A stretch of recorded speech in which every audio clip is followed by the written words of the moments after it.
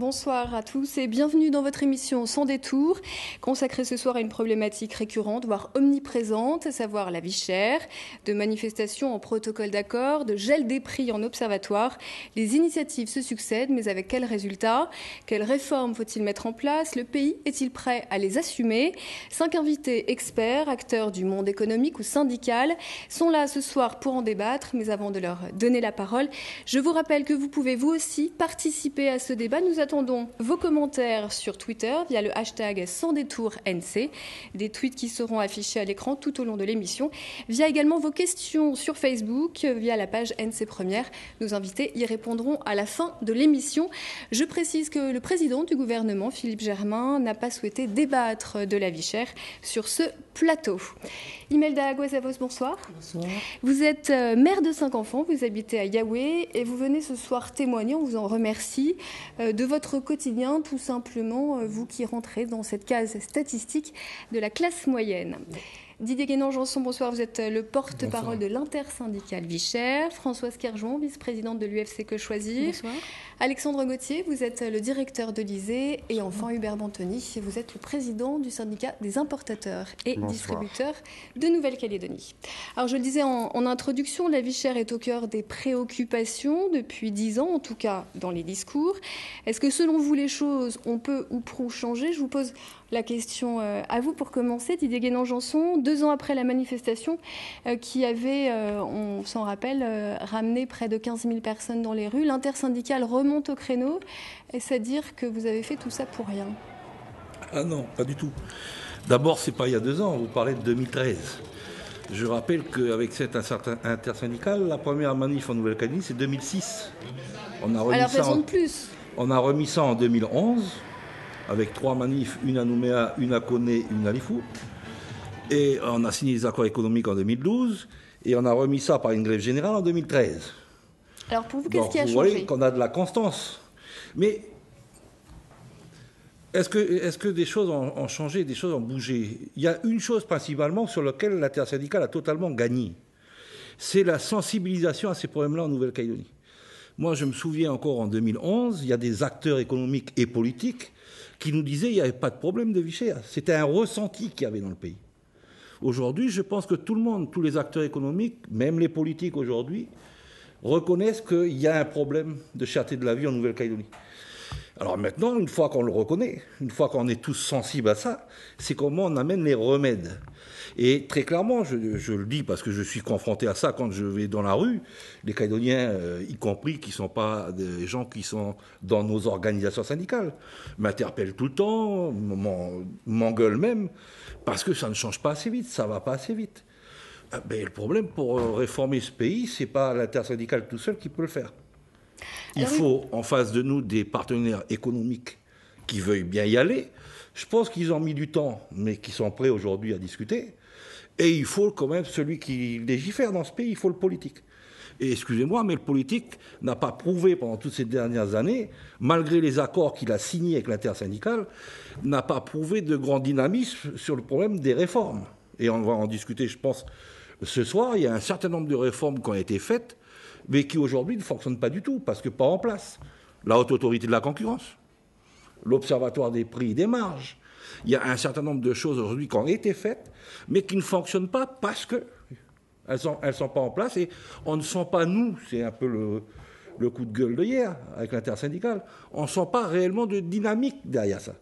Et si on veut montrer aux Calédoniens qu'on peut changer les choses, il faut donner une dynamique. Et pour l'instant, je regrette, je vais le rappeler, la stupidité de la TGA au congrès de 2013 où il y a eu 0 voix pour. 0 voix pour.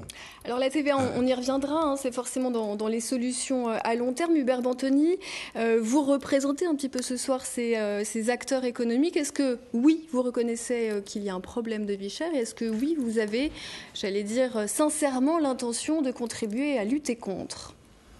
La deuxième partie de la question, je répondrai juste après. Didier Guénon a bien entamé le débat. Je pense que, qu'est-ce que ça signifie, le problème de la vie chère? Il a évacué en disant trop de monde parle d'un ressenti. Moi, la vie chère, c'est un vrai problème, c'est vrai. Mais derrière la vie chère, il y a un autre problème qu'il faut étudier en parallèle, et je suis content que Alexandre Gauthier de lycée soit là, parce que c'est un niveau de pouvoir d'achat et des niveaux de vie. C'est une réalité, ça. C'est très concret. Et je crois que les chiffres, on en parlait, il y a des chiffres qui vont apparaître d'ici une quinzaine de jours, qui vont montrer que les chiffres en forte évolution de 2009 ont encore fortement évolué. C'est-à-dire qu'aujourd'hui, la vie est toujours trop chère, et on parlera d'un problème, à mon avis, qui est surtout le problème de différenciation entre certaines catégories de population, parce qu'il y a, pour une grande partie de la population, un comportement qui est tout à fait acceptable, et on en reparlera d'où ça vient, d'où est le sentiment de vie chère. Mais il faut aussi savoir que le niveau de vie a fabuleusement augmenté dans les 15 dernières années en Nouvelle-Calédonie. Et ça, je crois qu'il faudra reprendre. Finalement, l'évolution, elle est, si on vous écoute, peut-être que je caricature, mais elle est positive. Elle est extrêmement positive pour une énorme majorité de la population. Mais elle reste tout à fait anormale pour une partie minimum de la population. Et c'est ce problème-là, je crois que les politiques, les syndicats, les acteurs économiques doivent regarder de près. C'est de ramener tout le monde vers quelque chose de beaucoup plus équilibré que par le passé. Alors justement, les chiffres, vous en parliez, une première indication.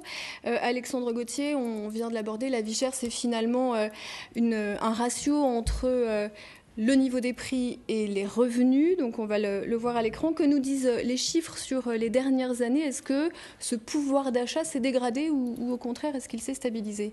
Effectivement, d'un point de vue économique, la vie chère se résume à un indicateur qu'on appelle le pouvoir d'achat. Alors qu'est-ce que c'est que le pouvoir d'achat? Très concrètement, ce sont les revenus, l'ensemble des revenus, du travail, du patrimoine et les prestations sociales que touchent certains ménages, auxquels on retire l'inflation, auxquels on retire l'évolution des prix. Et c'est ça le pouvoir d'achat. Le pouvoir d'achat donc s'apprécie non pas en niveau, mais en évolution. Et pour répondre concrètement à votre question, le pouvoir d'achat ces dernières années a augmenté. Il a augmenté, ce qui veut donc dire que les revenus ont augmenté un peu plus vite que les prix. Mais là aussi, avec de grandes disparités, de grandes diversités et de grandes inégalités. S'il n'est pas contestable que la Calédonie a connu une phase de croissance sans précédent au cours des 20 dernières années, cette croissance ne s'est pas accompagnée véritablement d'une baisse des inégalités. Entre le début des années 90 et aujourd'hui, le niveau d'inégalité, c'est-à-dire la proportion, la part de revenus ou l'écart de revenus entre les plus riches et les plus pauvres est à peu près resté identique. Tout ça dans un mouvement global d'élévation de niveau de vie, mais sans amoindrissement des inégalités. Françoise Kerjouan, l'UFC Que Choisir joue justement ce rôle de vigie sur les prix. Est-ce que vous avez observé une amélioration justement quand vous étudiez les étiquettes? Vous venez de publier votre dernière enquête sur le panier de référence. Oui, alors nous, on suit un certain nombre de produits depuis quelques années.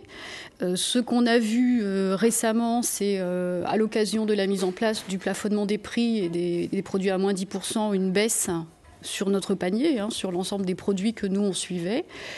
Ensuite, une petite variation à l'intérieur de ce plafonnement, puisque les prix n'étaient pas en fait gelés, mais plafonnés. Et puis là, on a l'impression que ça repart à la hausse. Mais moi, je voudrais rajouter une chose, c'est qu'il ne faut pas oublier que pour les ménages qui ont des revenus les plus faibles, la part de l'alimentation est une part importante d'utilisation de ces revenus. Donc il ne faut pas oublier que, certes, peut-être il y a un certain nombre de progressions, mais il n'empêche que les gens ont besoin de manger et que ça leur coûte cher. Imelda Guazavost, on va parler de votre situation aujourd'hui en 2015 dans quelques instants, mais vous nous aviez déjà accueillis en 2011 chez vous avec votre famille pour déjà témoigner sur vos difficultés au quotidien, sur cette problématique de la vie chère. Je vous propose, avant de revenir à vous, de regarder un extrait de ce reportage qui avait été tourné pour le magazine Éclairage.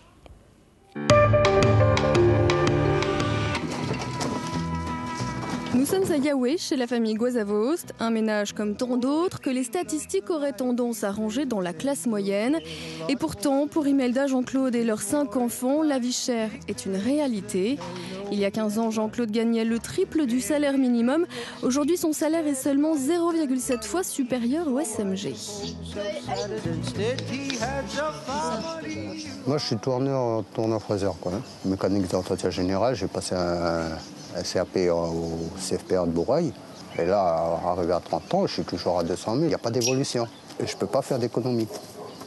Avec mon salaire, je sais qu'avant, je pouvais économiser 10, 15 000 par mois, facile, sans me priver. C'est-à-dire que là, maintenant, si je veux économiser, il faut que je prive tout le monde. Le salaire de Jean-Claude, les rentrées d'Imelda et les allocations cumulées, le ménage dispose d'un revenu mensuel de 300 000 francs. Il ne paie pas de loyer, mais une fois toutes les factures courantes réglées, il ne leur reste que 113 000 francs pour l'alimentation et les autres dépenses ponctuelles. Autant dire que nourrir une famille nombreuse dans ces conditions est un véritable défi qu'Imelda tente de relever chaque jour. Moi j'appelle ça de la cuisine bourrative parce que vous mettez dans l'estomac puis ça y est, les enfants après ils n'ont plus faim. C'est assez difficile de manger régulièrement des produits laitiers. C'est même inaccessible pour moi. Ben voilà, j'ai mon repas de ce soir. J'ai pris un peu plus parce que je suis rentrée et j'ai vu qu'il y avait des prix bradés assez intéressants au niveau de certains articles que j'utilise souvent. Et ce que je fais maintenant, c'est que je fais la chasse aux produits moins chers. 2380. Voilà. J'en ai pour en gros 2300, on va dire 2500 si on arrondit. Ça va me faire le repas de ce soir et je n'ai pas dépassé mon budget. Le système D permet à Jean-Claude et Imelda de se vêtir, mais aussi d'équiper la maison.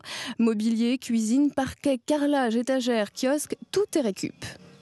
Je fais mes légumes, je fais ma salade, je fais mes haricots. Et après, mon trop-plein, je l'échange, par exemple, avec ma voisine à côté. Elle me donne du sucre, de la farine, et puis moi, je lui échange des haricots. Elle a des poules, on échange des œufs. C'est le troc. J'ai qu'à gagner. Ah ben oui, encore plus. Moi, je suis fatigué de survivre. Je vis pas, je survis. Pour dire que si j'ai pas d'argent, je meurs. Donc c'est important, c'est très important. Imelda Kozavos, des paroles très fortes de votre mari, Jean-Claude. 4 ans après, quelle est votre situation? Est-ce que ce poids du coût de la vie, vous le vivez encore? Les enfants ont grandi déjà, donc c'est plus... c'est une autre forme c'est-à-dire l'alimentation, elle est toujours présente, on va dire, mais avec encore des problématiques qui se sont encore ajoutées en plus, puisque moi j'ai toujours mes 5 enfants à la maison, donc ils ont fait aussi des études, il y en a qui sont encore en cours d'études et qui sont au bac et plus, donc dans mon budget c'est rajouté. Mon budget, on va dire, en dehors de courir après les prix, de trouver le système D, c'est de pousser les enfants à réussir leurs études. Donc, ça fait encore, on va se dire, encore une autre réalité et encore une autre chose qu'on s'est mis en plus, moi et mon mari. C'est-à-dire qu'on ne s'est pas contenté juste de survivre. On se dit qu'on va donner une chance aux enfants de réussir mieux leur vie que nous. Alors, je vais vous poser la question. Vous gagniez à l'époque, il y a 4 ans, le ménage à peu près 300 000 francs. Aujourd'hui, quels sont vos revenus et finalement, qu'est-ce que vous sacrifiez pour justement le quotidien et l'avenir de vos enfants ? Aujourd'hui, on sacrifie beaucoup de choses, c'est-à-dire beaucoup de choses. Le fait qu'on ait récupéré des choses à droite et à gauche, ça nous a permis de se donner la main à faire des choses. Et là, on prend beaucoup sur nous. Et on met tout ce qu'on gagne, on va dire, du côté des études et du bien-être des enfants. Mais entre autres, on a changé aussi notre façon au niveau de l'alimentation, puisqu'on va plus aller aussi... On va essayer de plus leur donner des produits laitiers et on a complètement changé notre façon de faire, sans compter que les enfants, ils ont grandi. Et avec la santé, on s'est plus mis à l'air du temps, en faisant aussi attention à la santé et à toutes ces choses qui font que je ne vais plus regarder... Vous avez les moyens aujourd'hui de prendre en compte ces préoccupations-là ? On va dire que je n'ai pas augmenté de plus, mais je vais plus prendre en considération maintenant la santé. Ce qui veut dire que moi, les produits, on va dire les produits qu'on a mis... Alors, par exemple, on va entrer dans le vif du sujet, ces fameuses mesures, les 500 produits gelés, même si aujourd'hui ils ne sont plus techniquement gelés. Voilà. Vous les avez consommés, vous les consommez? Non, moi je ne les consomme pas. Pourquoi? Parce que moi je parle au niveau famille. Quand on a une famille, on va prendre par exemple, je veux dire globalement un produit yaourt 4. Pour moi, ma famille, ça ne suffit pas. Donc je vais aller au plus gros. Donc je vais plus privilégier la quantité que les petits. Donc je vais plus aller vers la quantité maintenant. Françoise Kerjon, je vous vois hocher la tête. Est-ce que finalement ces produits, on les a mal identifiés? Est-ce qu'on est dans les mesures Est-ce que dans les mesures qui ont été... Voilà, est-ce qu'on s'est plié au mode de consommation des Calédoniens et des plus modeste en l'occurrence? Nous avons été interrogés sur une liste déjà constituée, donc je pense qu'il faudrait demander aux différents acteurs comment elle a été constituée. Nous, on a souhaité y éliminer les produits effectivement trop salés, trop sucrés, trop gras. On n'avait pas pensé effectivement à avoir des conditionnements plus importants. La liste actuelle a des conditionnements qui sont petits et quelquefois le conditionnement plus gros et moins cher. Voilà, donc il y a un certain nombre de problématiques comme ça. Par contre, on n'a pas été suivi malheureusement sur l'élimination des produits moins sains pour la santé. Hubert Montoni. Je voulais simplement dire que moi je regrette effectivement, et M. Guénan était témoin à l'époque, à la fin de l'année dernière, pour la constitution des listes, qu'il n'y ait pas eu plus d'intervention des représentants des consommateurs. On l'avait demandé, ça ne s'est pas fait parce que l'organisation du gouvernement n'avait pas permis, et l'intervention de l'intersyndicale a un peu joué ce rôle-là. Donc ce n'est pas un acte pour évincer, c'est au contraire, je veux dire, on cherche à améliorer la liste. Mais je crains qu'on parle d'un débat de gens nantis ici. Parce que moi, effectivement, que la vie soit chère, incontestablement. Mais il faut regarder ce qu'il y a derrière. Et sans du tout attaquer madame dans ce qu'elle vient de dire, c'est vrai que le riz est cher, je ne peux pas acheter du riz, etc. Mais si je peux acheter une voiture 75 000 francs par mois, je peux acheter 750 kilos de riz par mois. Et le problème est là, c'est qu'on a formé tous, on est tous des enfants gâtés. On regarde tous ce qu'il y a de mieux, de ce qui est en face de nous, des gens qui sont au-dessus de nous. Et on en a tous. Et ça, je crois qu'on a créé un climat qui n'est pas sain. Des gens qui gagnent 1,5 million et qui se plaignent que la vie est chère. Moi, j'ai entendu l'autre jour, au moment de la grève... Hubert Montoni, je prends l'exemple... Non, mais ce n'est pas une attaque, c'est simplement... Je suis comme ça aussi. Je veux dire que j'ai entendu l'autre jour, pendant la grève, sur les banques, des gens qui disaient « je gagne 280 000 francs, etc. » Je pense qu'il faut se recaler 280 000 francs. Vous allez en métropole, le nombre de gens qui ne gagnent pas 280 000 francs en travaillant dans une banque sont énormes. On vit dans un pays en voie de développement, à un rythme de vie de pays développés. Et c'est là où il faut faire très attention, parce qu'on aura toujours des exigences au-dessus de nous. Moi, je veux dire, c'est normal, on est tous comme ça, on veut toujours plus. François de Closet le disait il y a 30 ans dans un livre, toujours plus. Et c'est bien, parce que ça nous fait progresser. Maintenant, ce toujours plus, pour moi, ça doit être lié à une notion de « je fais aussi beaucoup plus ». Ce n'est pas moi qui ai inventé la formule de Kennedy. Ne vous demandez pas ce que l'État peut faire pour vous. Dites ce que vous pouvez faire pour l'État. Aujourd'hui, quand vous renvoyez sur les consommateurs la responsabilité de leur mode de consommation. Non, mais je suis consommateur. Hein. Mais il faut voir aussi ce qui est offert aux consommateurs. Oui, et alors je veux dire, aujourd'hui, 92% des ménages, c'était des chiffres de 2009, donc ça a progressé, ont un réfrigérateur. C'est bien, mais je veux dire que je trouve ça normal.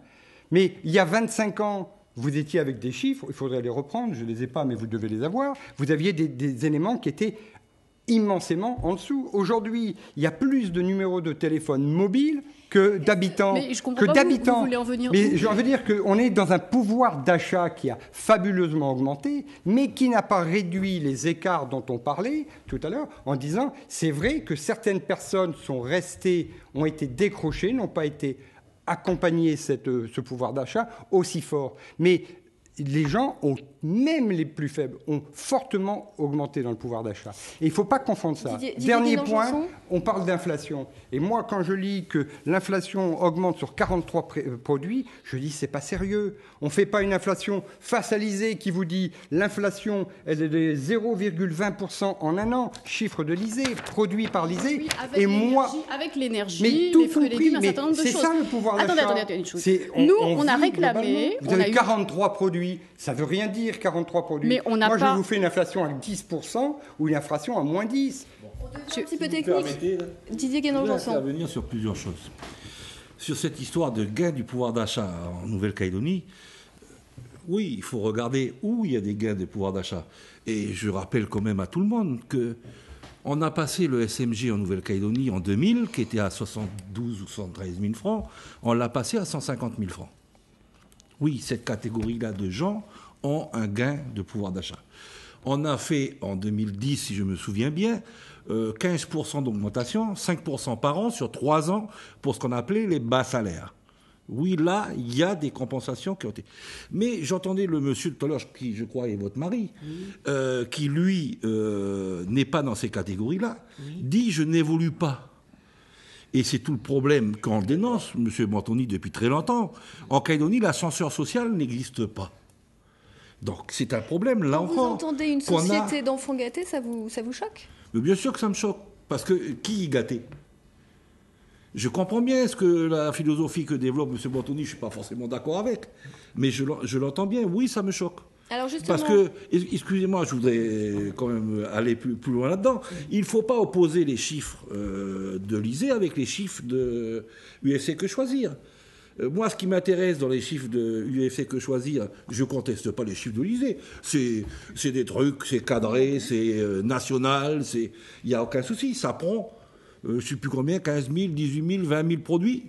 Donc, mais ce qui est intéressant dans ce que fait UFC Que Choisir, c'est qu'ils sont sur l'alimentation. Nous, ça nous permet, et ça justifie le discours qu'on a toujours eu l'intersyndicale, de montrer que quand on a un salaire à 150 000 francs, vous avez 80 à 90% de ce salaire qui va aller dans l'alimentation. Ce n'est pas le cas d'un mec d'un ménage qui a 500 000 francs ou 1 million de revenus. La part de l'alimentation dans ce revenu sera plus faible que celui qui a 150 000 francs. Justement, sur cette notion... Pour essayer de terminer ça. Donc, n'opposons pas les choses parce que c'est complémentaire.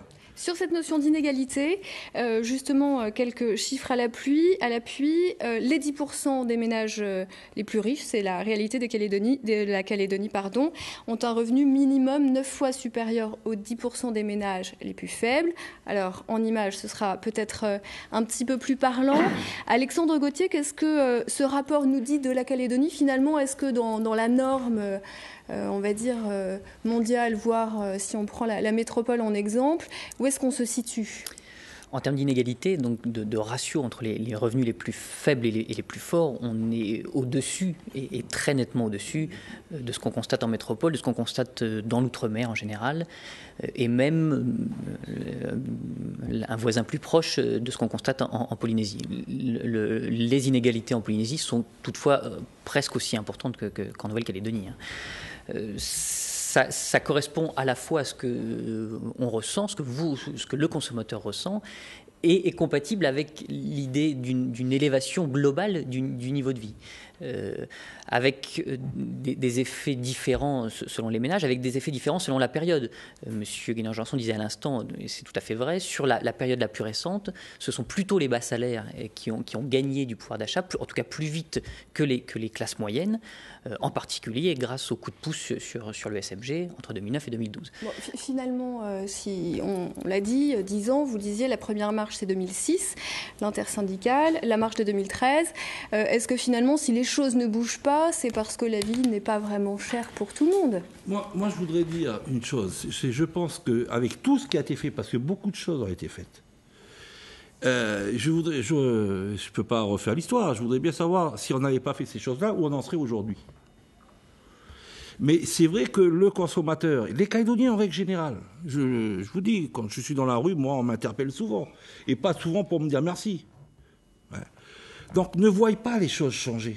Mais en même temps, je dis, il n'y a pas de dynamique dans ces changements. tout ce qui était acquis, tout ce qui a été obtenu a été à l'arraché. Il a fallu se battre, il a fallu soit dans la rue, soit autour d'une table pour essayer d'obtenir des choses. Et très clairement, j'en veux beaucoup. J'en veux beaucoup au pouvoir politique calédonien qui n'a rien fait pour donner une dynamique à ça. Et on n'y arrivera pas si ça continue à traîner les pieds à droite et à gauche. Personne ne va douter de ce que je pense des opérateurs économiques. Mais eux aussi ont beaucoup traîné les pieds. Je crois qu'aujourd'hui, ils sont autour de cette table, et à tous les cas, ils ont montré encore en début d'année qu'ils voulaient avancer avec nous. Mais on a besoin aussi d'orchestrer ça, on a besoin de donner une dynamique. On a besoin, par exemple, d'avoir une haute autorité de la concurrence qui fonctionne. Il y a des débats, il y a eu un débat aujourd'hui sur des protections de marché. Mais on voudrait que ça soit plus transparent, tout ça. Alors justement, concurrence... On voudrait avoir, il faut donner tout ça aux Calédoniens. Aujourd'hui, ils sont en dehors de tout, et eux, ils vont à leur commerce, et puis ils me disent, Guénon, t'es bien gentil, mais regarde le prix que j'ai payé ça. Apparemment, le riz, par exemple, vous parlez du riz, M. Bantonien, d'après ce que je sais, les prix mondiaux du riz ont baissé, mais les prix du riz calédonien, ils ne sont toujours pas baissés. Hein, le baril du pétrole, il est descendu à un moment donné à plus de 50% de son prix le plus haut. On n'est pas convaincu d'avoir vu à la pompe moins 50% sur les prix en Nouvelle-Calédonie. Qu'est-ce qui s'est passé? Vous voyez, il y a besoin de donner une dynamique à tout ça. Monsieur Guénon, moi je suis complètement d'accord avec vous. Je veux dire qu'aujourd'hui, la dynamique des acteurs économiques ou des consommateurs, elle ne peut fonctionner qu'à partir du moment où la politique ou les politiques la mettent en place. Vous parlez de ce qui s'est passé cet après-midi. Moi je dis aujourd'hui, accorder à une entreprise un monopole sur un certain nombre de choses, eh bien vous allez augmenter les prix très fortement dans un secteur. C'est un choix politique. Et je dirais d'une politique de bas niveau, pas de politique générale. Et je crois qu'il faut faire attention à ce genre de choses. C'est qu'aujourd'hui, vous, aussi bien consommateurs, vous, syndicats et les acteurs économiques, on est dans cette mouvance positive. Mais on ne peut pas la faire avancer plus vite que la musique. La TVA, ça fait 10 ans qu'on en parle. Vous êtes au courant, vous savez très bien. À l'époque, j'allais dire, c'était déjà Didier Leroux qui avait mis ça en place.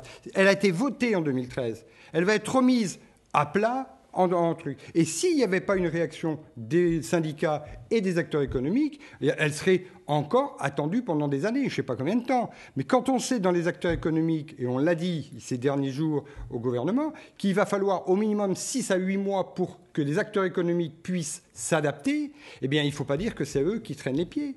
Nous, on est prêts à avancer. Mais derrière le 27 mai 2013, qu'est-ce qui s'est passé? Il y en a une catégorie qui a joué le jeu à 100%, ce sont les acteurs économiques, qui ont baissé les prix immédiatement, qui ont respecté 100%, et qui nous ont amené en 2014, fin 2014, à prévoir l'arrêt des mesures en disant on va jouer le jeu, asseyez-vous à la même table que nous, on en discute. Donc il ne faut pas dire que c'est des acteurs économiques, les syndicats ou les consommateurs. Je veux dire, c'est un monde politique aujourd'hui qui est complètement omnibulé par un autre problème que le problème économique, vous le savez très bien. Bon, et aujourd'hui, on en pâtit tous. Alors je rappelle à ce stade quand même que, je l'ai déjà dit, mais que Philippe Germain, président du gouvernement et en charge de cette problématique, n'a pas souhaité participer à ce débat ici sur ce plateau. Je voudrais qu'on s'intéresse un petit peu, on l'a dit, une Calédonie inégalitaire avec des gens pour qui la vie est beaucoup plus chère, qu'on s'intéresse un petit peu à eux, à comment assurer le quotidien avec peu, voire pas de revenus. Il est souvent, on l'a dit, difficile de se nourrir, de se vêtir, et les familles les plus fragiles doivent compter très souvent sur la solidarité avec des associations qui sont de plus en plus actives sur le terrain. C'est ce qu'ont pu constater Caroline Antich-Martin et Philippe Kunzmann. Des sachets de riz et des conserves à moins de 200 francs. Nous sommes dans l'une des 3 épiceries solidaires de Saint-Vincent-de-Paul. Pour bénéficier de ces denrées à bas prix, il faut détenir la carte de l'aide médicale ou un bon alimentaire. C'est pour manger? Pour donner à manger aux enfants? Oui. D'accord. Donc là, il y a eu des grosses factures en ce moment? Oui. D'accord. Donc tu n'as pas réussi à tout payer? Non. D'accord. Et au niveau alimentaire, c'est compliqué? Oui. L'association délivre une 60aine de bons par mois, montant moyen 3 500 francs. Donc avec cette aide alimentaire-là, tu vas pouvoir la redonner à la caissière et tu as le droit donc à 3 500 francs pour faire les courses dans le magasin. D'accord? Joséphine a 56 ans. Elle vit en squat avec son compagnon et ses 4 petits-enfants. 6 personnes qu'elle aurait bien du mal à nourrir sans ses coups de pouce de l'association. Je viens toujours ici pour faire les courses ici. Parce que mon concubin, il ne travaille pas. Puis moi aussi, je ne travaille pas. L'an dernier, Saint-Vincent-de-Paul a distribué pour près de 4 millions de bons. Si le montant ne varie guère d'une année sur l'autre, le public, lui, a changé. C'est vrai qu'on a constaté depuis le minimum vieillesse qu'il y avait de moins en moins de personnes âgées qui faisaient appel à notre association pour des aides, mais on a constaté plus de familles, mais aussi beaucoup plus de personnes qui travaillent.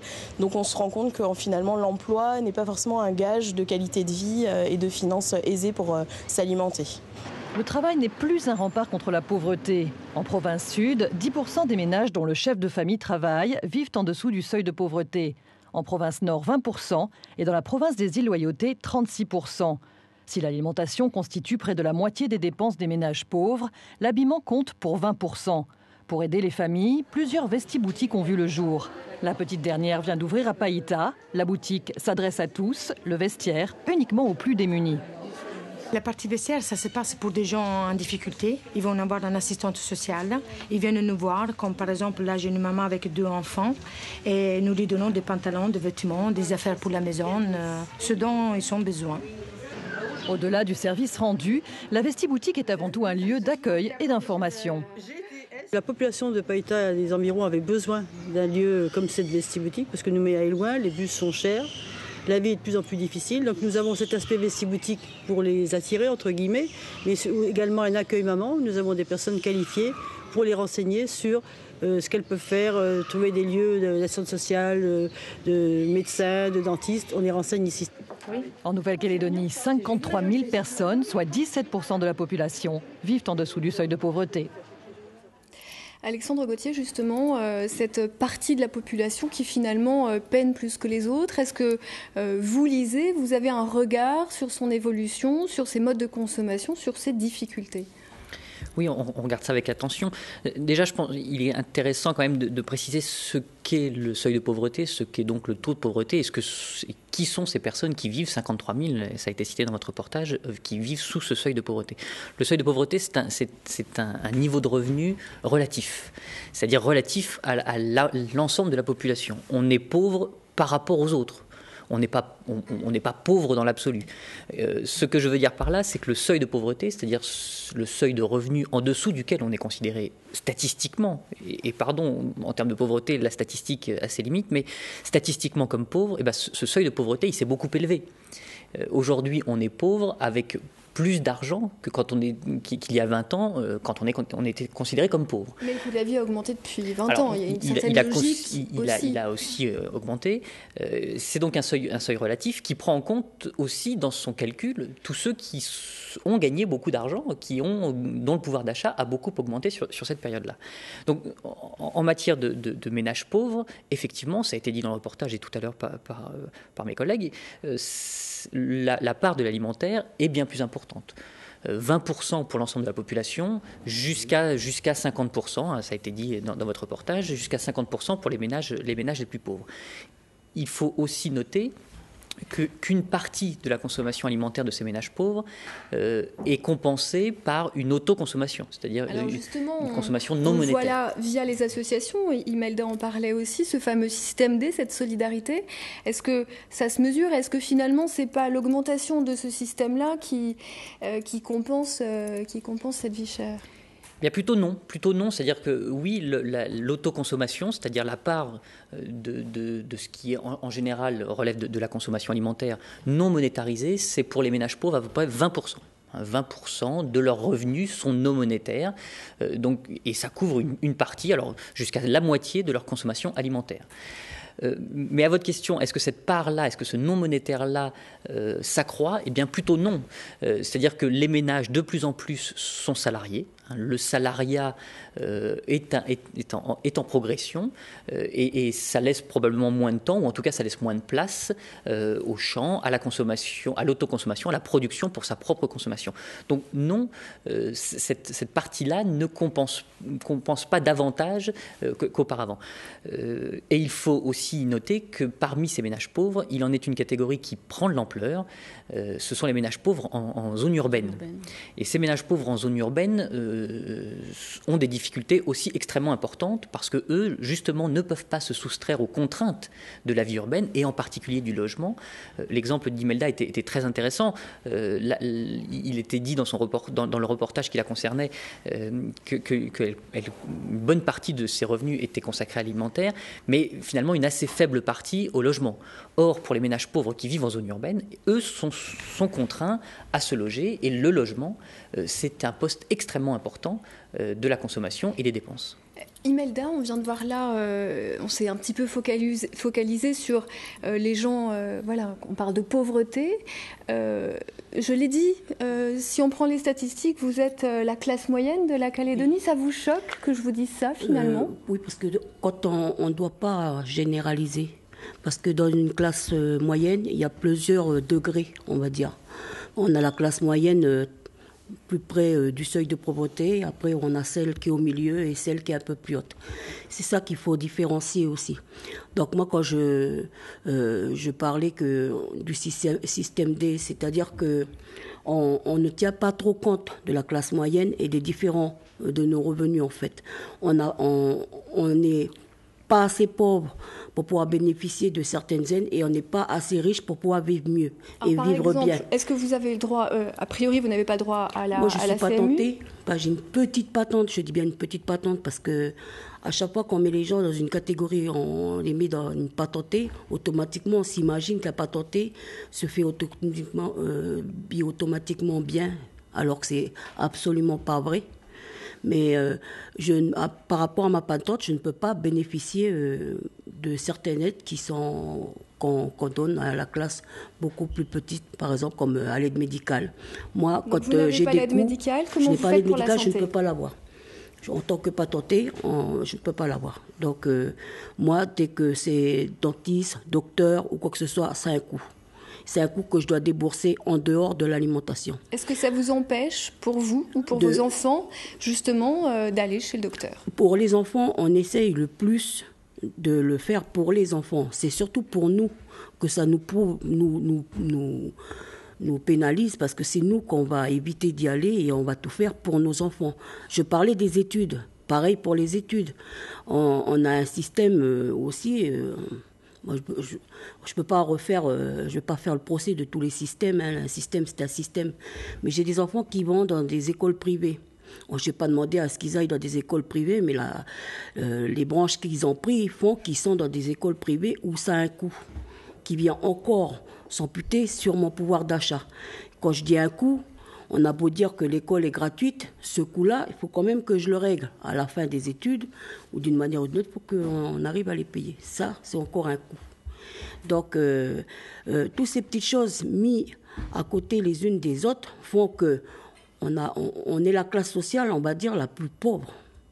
Parce qu'on a des choses qui sont utilisées pour certaines catégories de personnes et que nous, on n'y a pas droit. Donc, à partir de là, moi, je pense qu'il faudrait revoir au cas par cas, et surtout ce système-là, parce que je ne suis pas la seule dans ces cas-là, mais c'est vrai que nous, Calédoniens, on a pris l'habitude de se débrouiller. Ça fait des années que c'est comme ça, et on se contente d'un système et on essaye de se débrouiller en allant à la pêche, en utilisant la famille.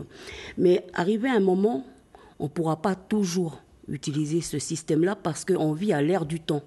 Ce que j'expliquais et où ça m'a un peu outré vos propos, c'est qu'on a des enfants, quand ils vont à l'école, c'est pas marqué qu'ils sont riches, ils sont pauvres. Ils vivent tous avec une télé, ils sont tous devant les écrans, ils ont tous des envies comme les autres enfants. Donc, vous ne pouvez pas dire à un petit qui n'a pas les moyens de ne pas avoir un mobilis comme l'autre enfant. On vit à l'ère du temps. Donc, je ne dis pas que Notre priorité, c'est l'alimentation. Notre priorité aussi, c'est que nos enfants puissent vivre comme l'autre pour que ce creux ne se voie pas. Donc, on est dans une société d'image où les choses que l'image crée des besoins et crée des envies.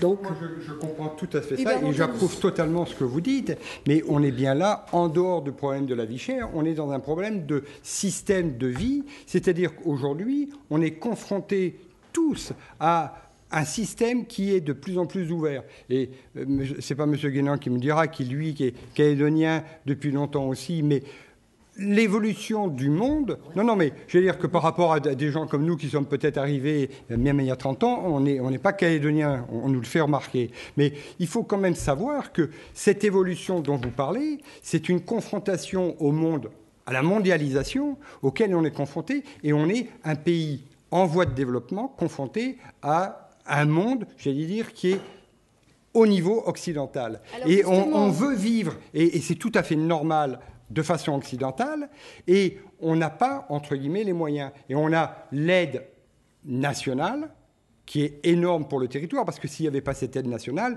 on ne serait même pas là pour en parler. Hein. On n'a qu'à aller dans des pays voisins, et on sait où on serait. On doit évoluer dans ce sens-là, je suis complètement d'accord. Et quand vous me dites que vos enfants, vous les amenez vers des études, je trouve ça, mais vraiment, tout à fait normal, et je trouve ça super. Mais ça n'empêche qu'il faut... Comment ? C'est peut-être normal, pas évident. C'est pas évident, mais ça veut dire aussi qu'on arrive à un niveau de société qui permet de plus en plus, et demain j'espère que ce sera 100%, à toute la population d'arriver à cette évolution. Un pays pauvre, c'est pas ça. Un pays pauvre... Justement, Hubert Bantoni, suite à cette comparaison face au monde, qu'on regarde quelques comparatifs de prix, on revient un petit peu là sur l'alimentaire. Finalement, ce qui fait aussi scandale, j'allais dire presque psychologiquement pour les Calédoniens, c'est quand ils voient, et là l'UFC que choisirait bien placé pour nous le dire, la comparaison avec les prix de la métropole. Alors on va voir quelques exemples, le beurre, les pâtes, les conserves de haricots verts, tout ça 2 fois plus cher au moins en Calédonie qu'en métropole. Hubert Bantoni, à qui la faute ? Les différents rapports, Syndex et puis l'autorité de la concurrence pointe du doigt des marges anormal ou en tout cas trop élevé. Moi, je vous garantis, et j'espère qu'on le verra dans les jours qui viennent, avec le travail qui sera proposé par les commissions qui ont été désignées par le gouvernement sur la structure des prix, puisqu'on va, paraît-il, apprendre plein de choses. Moi, ça me fait plaisir, hein, j'ai 65 ans, je vais apprendre beaucoup de choses sur la distribution. Tant mieux, mais si c'est des gens... Il n'y a pas de marge exagérée. Il y a 98% des raisons de la différence des prix qui sont structurelles. Alors qu'après, il y ait des abus par-ci, par-là sur certains produits à certaines saisons, etc., c'est tout à fait possible. Comme dans tous les métiers, dans tous les secteurs, il peut y avoir des abus. Vous le tenez d'où ? De quoi ? Vous venez de dire 98%, vous le tenez d'où ? Parce que je connais la formation d'un prix alimentaire en Nouvelle-Calédonie, et aujourd'hui, quand on me dit les légumes sont plus chers qu'ailleurs, mais je dis, mais oui, ils sont plus chers qu'ailleurs. Moi, je peux vous dire que c'était encore il y a quelques semaines, au gouvernement, on a dit, si vous voulez que les légumes soient pas chers, il faut qu'à partir du mois de août, septembre, vous mettiez en place tous les ans, un système qui permette de passer les commandes des légumes du mois de janvier, février, mars au mois d'août ou au mois de septembre, ce qui n'est impossible puisque la structure des importations est bloquée par le gouvernement jusqu'au mois de janvier. Au mois de janvier, vous dites « je veux importer les produits », vous les payez 3 fois plus cher. La banane calédonienne produite en Calédonie 2 fois plus cher que la banane antillaise achetée et consommée en France. Comment ça se fait ? Le pouvoir d'achat, c'est relatif par rapport à l'ensemble des charges. L'électricité, j'en discutais l'autre jour avec le président de l'ENERCAL, quand on dit qu'elle est 30% plus chère qu'en métropole, eh bien quand vous êtes distributeur, vous avez une charge d'électricité qui est 30% plus chère que, vous avez un loyer qui est 30 ou 40% plus cher que, vous avez un bâtiment qui est 40 ou 50% plus cher que, et on se plaint tout à fait logiquement en disant mais les loyers sont chers, mais les appartements, les maisons et tout l'immobilier est très cher. Et oui, tout ça, ça fait partie de la vie économique. Et c'est à la fin le consommateur qui en subit les conséquences. Mais ne croyez pas aujourd'hui que c'est aussi facile et aussi rentable que ça. Il y a des permis de faire de la distribution qui existent depuis 2009 qui ne sont pas exploités parce que économiquement, ce n'est pas intéressant. Pour de nouvelles grandes surfaces. Pour de nouvelles grandes surfaces, c'est une réalité. Didier Guénon-Janson... Et on va apprendre, paraît-il, avec des cabinets qui sont spécialisés là-dessus. Tant mieux. Justement, on va avancer un petit peu sur les solutions, peut-être, notamment cette... Les solutions, et très clairement, vous avez vu ce que dit M. Pantoni, on voit bien que c'est pas simple, c'est pas facile. Et c'est bien pour ça qu'on a pris l'intersyndicale, ce dossier-là, sur une réforme globale. Bien sûr. Il faut parler de l'alimentation, parce que ça nous concerne directement et toutes les familles calédoniennes. Et que ceux qui ont les moindres revenus sont totalement impactés par la consommation, par l'alimentation. Mais il faut prendre toute la chaîne. Il faut prendre... Je regrette, c'est pas prévu apparemment d'en parler ce soir, le problème des banques. Les banques françaises, pas les banques calédoniennes. Je ne veux plus entendre parler des banques calédoniennes. C'est des banques françaises. Les pratiques qu'elles ont. Ils ont tous, à divers niveaux, ils ont tous des pratiques qui sont malsaines. Je regrette le système bancaire. Alors, c'est tout petit dans la consommation des ménages. Mais ça donne bien une idée des choses. Voilà, le système bancaire en Nouvelle-Calédonie est certainement le plus sain de la République.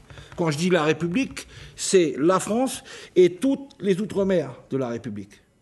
Et si on est M. Pantoni sait bien nous faire ça, quand on est dans une économie de marché mondialisée, eh bien, avec les critères bancaires que nous avons, si on est vraiment dans une économie de marché, on devrait avoir les tarifs bancaires les moins chers de la République et on devrait avoir les taux d'intérêt les moins chers de la République. Et, ben non, on a les plus chers. Et vous avez vu, parce que ce qui se passe là, c'est l'État encore qui est compétent sur ce domaine-là. L'État a été sensibilisé sur le sujet, puisqu'il a demandé, l'État, aux représentants de l'État en Outre-mer, pas que en Nouvelle-Calédonie d'ailleurs, aussi dans les autres territoires et départements d'Outre-mer, de faire en sorte que les tarifs se rapprochent de la métropole. Il y a eu 2 accords qui ont été signés, un par l'ancien OCR, M. Brault, et le dernier par M. On l'a dit très clairement à chaque fois. Ces accords sont trop timides. Mais même cette timidité, ça ne va pas loin. Aussitôt derrière, les banques contournent ces accords en créant des nouveaux tarifs bancaires. Mais ça coûte cher aux citoyens calédoniens, à tous les Calédoniens, ça coûte cher. Ça coûte cher aux entreprises. Est-ce qu'on ne peut pas faire comprendre aux banques là qu'elles ne sont pas hors sol, qu'elles sont dans un pays qui s'appelle la Nouvelle-Calédonie et qu'elles doivent respecter ce pays et ses habitants et faire en sorte que ces banques, elles soient un petit peu moins profitables puisqu'elles sont excessivement profitables si on les compare à des succursales de banques en France de même taille. On peut s'arrêter un peu et se dire c'est possible ça. On peut demander à ces banques d'avoir d'autres comportements, mais après on prend l'assurance. On prend les organismes de crédit. J'ai vu tout à l'heure, vous avez une traite de voiture. Vous avez vu un peu les intérêts qu'on prend. Mais donc, on s'aperçoit, le logement, bien sûr que le logement est un point important mais le logement, là, je m'adresse aux politiques. Un coup, il y a une politique volontariste pour faire du logement social en Nouvelle-Calédonie. Un coup, il n'y en a plus. Et puis, un coup, on redémarre, mais on ne joue pas avec le logement social. Ce sont des choses, pour faire un logement, il faut 5 ans, il faut 10 ans. Ce sont des choses, on doit donner une impulsion, et puis après la poursuivre dans le temps. Il nous faut du logement social. Et là, je regrette, là encore, on a pris ces dernières années beaucoup de retard sur le logement social. Il faut trouver une solution. Aujourd'hui, avec les niveaux de revenus que nous avons, aujourd'hui, la majorité des Calédoniens sont en incapacité de payer un loyer. On a été obligé de créer l'aide au logement pour leur donner la main de payer le loyer. Mais ce n'était pas le cas il y a 20 ans. Après, madame parlait des études. Le transport, c'est un point important, le transport. Une bagnole, la maladie de la voiture en Nouvelle-Calédonie. Vous avez vu ce que ça nous coûte. Là encore, il y a des efforts. À tous les échelons, il faut qu'on arrive à dire à toute la chaîne, attention, ça va trop loin. Attention, il faut d'autres comportements. Alors justement, c'est quand même... On arrive petit à petit, ça va pas assez loin et pas assez vite. Voilà, c'est ce que le gouvernement appelle la compétitivité des filières. C'est un travail qui est en cours. On voit que c'est un travail compliqué. Les partenaires économiques et sociaux y participent. Est-ce que pour vous, c'est quelque chose qui peut, j'allais dire, enfin aboutir? Parce que là, on parle vraiment de faire baisser les prix. Attendez, enfin, aujourd'hui, cette chose-là, ça devait démarrer. Toutes les premières étapes devaient être faites au mois de juillet. Ça n'a pas commencé le début du commencement. Hein. Donc, ok. Deuxième. Je regrette, mais on est disponible. Hein. Sans gouvernement. Donc comment ? C'était un peu compliqué. Oui, mais c'est trop facile politiquement d'avoir des excuses politiques systématiquement. Ça fait 2 ans qu'on a des excuses politiques et les consommateurs, les syndicats, les entreprises, on en bave pour soutenir le gouvernement. Ça va bien. Ok. Donc, derrière ça, moi, je vais dire que si ces études de filière nous amènent des solutions qui, de toute manière, feront intervenir le gouvernement, enfin le Congrès, pour des solutions techniques. Si ces solutions amènent une baisse des prix, il y aura naturellement une baisse des prix. Mais la baisse des prix ne pourra pas se faire sur le dos de Pierre, Paul ou Jacques. Il faut une réduction des coûts qui entraînera une réduction des prix. Alors, dans cette négociation... Par la réduction des marges, ça ira mais vous ne pourrez pas faire vivre, monter. Mais c'est facile quand on est dans la fonction publique et qu'on a des salaires élevés de dire ça. Ce n'est pas possible. Allez dans les entreprises. Moi, je l'ai déjà dit, je me souviens très bien d'une réunion télévisée avec M. Guélan, en disant prendre des leçons constamment de gens qui n'ont jamais mis les pieds dans l'entreprise et qui donnent des leçons de faites fonctionner des entreprises, et vous verrez que les marges de la grande majorité des entreprises qui, vous le savez, je le suppose, sont composées de petites entreprises de moins de 10 salariés, 82% des entreprises de Nouvelle-Calédonie.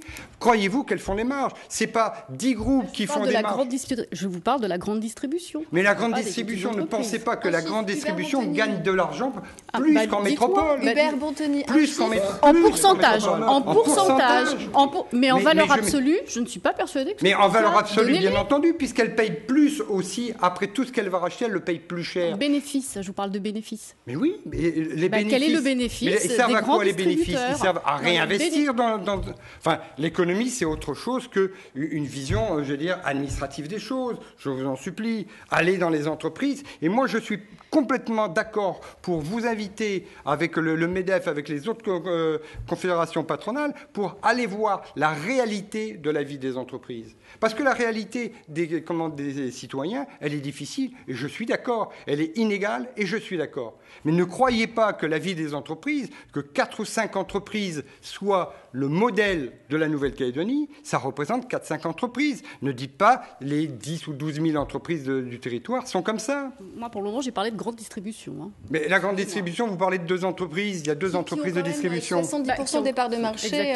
Qui ont loin d'avoir 70%. Là encore, c'est des images, mais vraiment qui étaient... Ce sont les chiffres, peut-être pas très récents, mais c'est les chiffres qui ne sont pas très récents, parce que la création d'entreprises de distribution depuis 10 ans, il n'y a pas eu un hypermarché de créé. Donc 2009, et il y a eu a priori, beaucoup de supermarchés. Valable, alors. Comment ? Donc 2009, c'est un chiffre valable.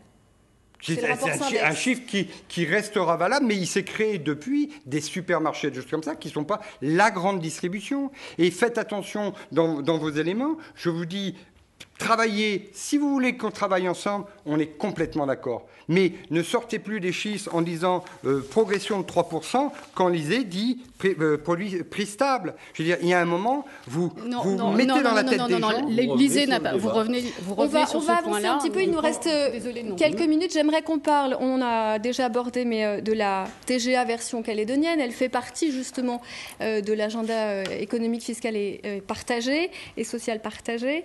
La TGA, finalement, pourquoi faire ? Est-ce qu'on la présente un petit peu comme la solution miracle ? Est-ce que c'est le cas ? Est-ce que c'est juste un prérequis pour finalement avancer sur les réformes structurelles ? Didier Guénan-Janson. Pour nous, l'intersyndicale, il y a une chose sûre, il n'y a pas de solution miracle. Il n'y en a pas une qui va régler tout le problème. Alors, est-ce qu'on pourrait se passer de la TGA ? Voilà.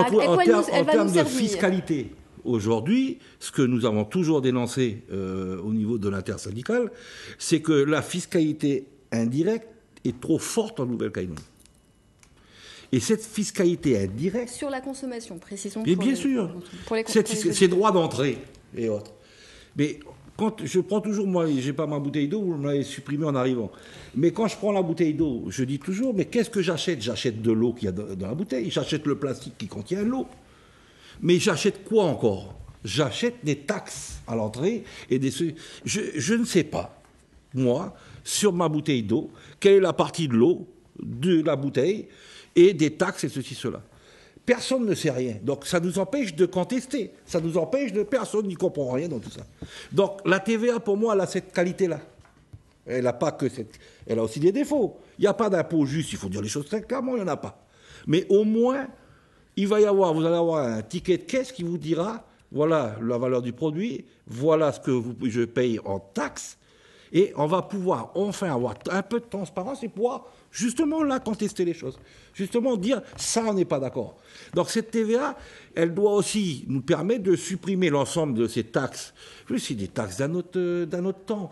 Moi, je dis toujours, je regrette, je sais que je fâche tout le monde avec ça, que cette économie, elle nous vient de la colonisation. Donc, c'est encore et donc, il est temps qu'on réforme tout ça. Très brièvement. Donc, qu'on supprime tout ça pour faire en sorte de mettre de la transparence. Aujourd'hui, les acteurs économiques, quand ils arrivent, ils font un produit qui arrive à nous mettre au port, il est 100 francs. Il coûte 100 francs. Ils vont avoir tant de taxes, 20 francs de taxes sur leurs produits. Ils vont faire leur marge. Ils vont faire leur marge, pas sur 100 francs. Ils vont faire leur marge sur 120 francs. Donc, bien sûr, ça... Donc, et déjà, mécaniquement, si on va intelligemment, mécaniquement, on pourrait faire baisser les prix si on va sur cette TGA. Mais ça va être très compliqué. De transparence, Françoise Kerjouan, comment vous voyez cette TVA? Elle peut prendre plusieurs formes. Est-ce que l'UFC Que Choisir a une position là-dessus? Alors, en général, la mise en place d'une TVA n'a pas entraîné une baisse des prix. Hein. Ce n'est pas ce qui est observé. Donc là-dessus, on est très prudent. Par contre, la position de l'UFC, c'est que la TVA doit être sociétale. Alors, il faut savoir qu'elle touche effectivement plus les ménages dont la part de la consommation est plus importante, donc elle n'a pas d'effet redistributif. Hein. Et elle doit être sociétale, c'est-à-dire qu'elle doit être fléchée et permettre aux gens, en proposant des alternatives, de se nourrir mieux. Donc ça veut dire d'avoir un comportement écologiquement meilleur. Ça veut dire des taux différenciés. Avec Bien sûr. Tout à fait. Le principe des taux différenciés, souvenez-vous, M. Guénon, on s'est battu, et les acteurs économiques et les syndicats, pour avoir des taux, faire comprendre aux politiques qu'un taux unique, qui était à l'époque de 6%, n'avait aucun sens. Effectivement, pour aller dans le sens de Mme Kerjouan, je veux dire, c'est vrai que les produits de première consommation doivent avoir des taux extrêmement faibles, voire nuls, puisque on disait que c'était pas possible d'avoir nul. Mais c'est comme ça. Et de monter avec des taux en fonction quasiment de la consommation du niveau de vie. C'est évident que ça doit être étudié comme ça. Les produits luxueux. Bien sûr. Imelda, quand vous entendez, excusez-nous, il nous reste vraiment très très peu de temps. Imelda, quand vous entendez cette perspective, la TGA, ça vous rassure, ça vous inquiète? Vous attendez de voir? J'attends de voir. Hein. J'attends de voir. Mais bon, cela dit, je opterai plus pour une TVA plutôt que des augmentations indirectes sur les produits. En fait. Ce qui se passe en ce moment. Je pense que la TVA, pour moi, elle serait beaucoup plus transparente. Oui, on va dire plutôt ça comme ça. Parce qu'effectivement, là, ce qu'on peut remarquer, c'est que on a eu des prix on a eu une alimentation sur certains articles qui ont été figés, mais tout autour, on a eu des hausses de prix. Je vais parler d'un truc qui me venait là, c'est le marché. Par exemple, le marché, il y a 2 ans de ça, quand on a fait le reportage, j'allais quand même au marché prendre du poisson. Là, maintenant, je ne peux plus me permettre. Et là, j'ai vu des prix qui se sont figés et d'autres prix qui ont augmenté comme ça. Alors, je ne sais pas si le marché a été refait, on a augmenté les tarifs. Alors, les augmentations de prix indirects sur ci, sur ça, moi, je pense que je suis comme tout le monde, on en a marre. Donc, si la TVA permet une plus grande transparence et une façon pour nous de mieux s'alimenter, j'opterai plus vers cette solution. On va passer dans quelques instants aux questions des internautes. Avant cela, Didier Guénan-Janson, vous êtes aujourd'hui l'intersyndicale, finalement les porte-parole des Calédoniens que représente Imelda aujourd'hui. Vous êtes remonté au créneau, on l'a dit hier, pour attendre un petit peu, demander un peu de dynamisme, vous le dites, aux politiques. Jusqu'où êtes-vous prêt à aller? Mais à chaque fois, on me pose cette question. Et à chaque fois, je réponds la même chose et en face, on a l'air de dire mais je fais du chantage. Vous savez très bien que l'intersyndicale a démontré sa volonté. Elle a démontré sa volonté de réformer notre pays en matière économique et sociale en le faisant, en négociant avec les acteurs économiques et avec nos politiques, quelles que soient nos politiques.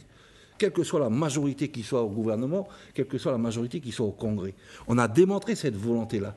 Mais bien sûr, si on ne veut pas nous entendre, ben notre rapport de force en est des syndicats. Notre rapport de force, il est là, il est sur la table. Donc on l'a utilisé en 2006, on l'a utilisé en 2011, on l'a utilisé en 2013. S'il faut l'utiliser en 2015 ou en 2016, on l'utilisera. On l'utilisera. Mais c'est pas possible, quoi. Nos politiques sont capables de faire des choses assez extraordinaires au niveau politique. Les accords de Matignon, les accords de Nouméa, apparemment, si j'ai bien compris ce qui s'est passé au dernier comité des signataires extraordinaires, c'était positif. Mais il faut qu'ils se mettent dans le crâne qu'il faut le faire aussi en matière économique et sociale. Le problème de l'indépendance ou pas de l'indépendance, on aura tous les Calédoniens ensemble avec l'urne à dire ce qu'on veut et ce qu'on ne veut pas.